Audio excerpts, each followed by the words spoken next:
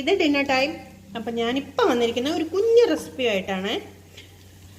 നമ്മുടെ ദോശയ്ക്ക് തക്കാളി ചട്നി, തേങ്ങ ചട്നി, വെള്ളച്ചമ്മന്തി, മുളക് ചമ്മന്തി ഇതൊക്കെ കഴിച്ച് ബോറടിക്കുമ്പം നമുക്ക് ഈ ഗ്രീൻ ചട്നി ഒന്ന് ട്രൈ ചെയ്ത് നോക്കാം.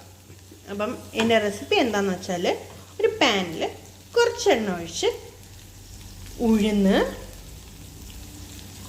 ഒരു കുഞ്ഞു സൈസ് സവാള, 2 പച്ചമുളക്, ഒരു കുഞ്ഞു കഷ്ണം ഇഞ്ചി എവിടെയുണ്ട്, പിന്നെ ഇത്രയും കൈ നിറച്ച് മല്ലിയില.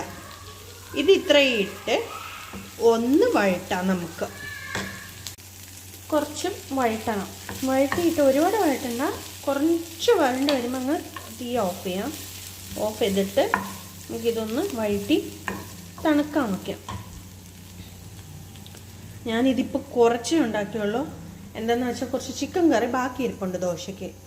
അപ്പം ഇതൊന്ന് സ്പെയർ ആയിട്ട് കുറച്ചുണ്ടാക്കി വെച്ചെന്നേ ഉള്ളൂ. ചിലപ്പോൾ ചിക്കൻ കറി തികഞ്ഞില്ലെങ്കിലോ, അതുകൊണ്ട് കുറച്ചേ ഉണ്ടാക്കി. നിങ്ങൾക്ക് ആവശ്യത്തിനനുസരിച്ച് ഉണ്ടാക്കാം കേട്ടോ. അപ്പോൾ ഇതൊന്ന് വഴറ്റി നമുക്ക് ചൂട് മാറാൻ വെക്കാം.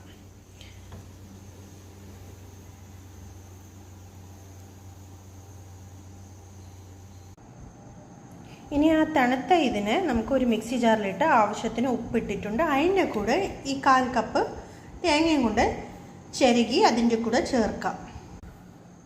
തേങ്ങ ഇട്ടിട്ടുണ്ട്. ഇനി ഇത് കുറച്ച് വെള്ളം ഒഴിച്ച് ഞാൻ അരച്ചെടുത്തോണ്ട് വരാം, എന്നിട്ട് കാണിച്ചു തരാമേ.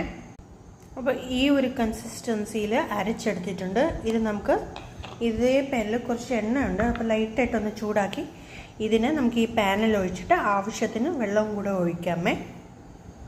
ഇതാ ഞാൻ ആവശ്യത്തിന് വെള്ളവും ഉപ്പ് ടേസ്റ്റ് ചെയ്തിട്ട് ആവശ്യത്തിന് ഉപ്പ് വീണ്ടും ഇട്ട്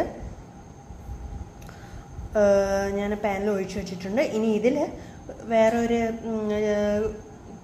കടായിൽ നമുക്ക് ഇച്ചിരി എണ്ണയും ഒഴിച്ച് കടുക് ഇട്ട് കുറച്ച് കരിവേപ്പില ഇട്ട് നമുക്കിതൊന്ന് കടുക് വറുത്തെടുക്കാം. അത്രയേ ഉള്ളൂ. അടിപൊളി ടേസ്റ്റാണ്. ഞാൻ എന്തായാലും ഇനി ദോശ ഉണ്ടാക്കി ഇതിൻ്റെ കൂടെ കഴിക്കട്ടെ. നല്ല വിശപ്പ്, നല്ല ടേസ്റ്റാണ്. ട്രൈ ചെയ്ത് നോക്കുക. ട്രൈ ചെയ്തിട്ട് ഇഷ്ടപ്പെട്ടെങ്കിൽ എനിക്ക് കമൻറ്റ് ചെയ്യുക, സപ്പോർട്ട് ചെയ്യുക. ബൈ.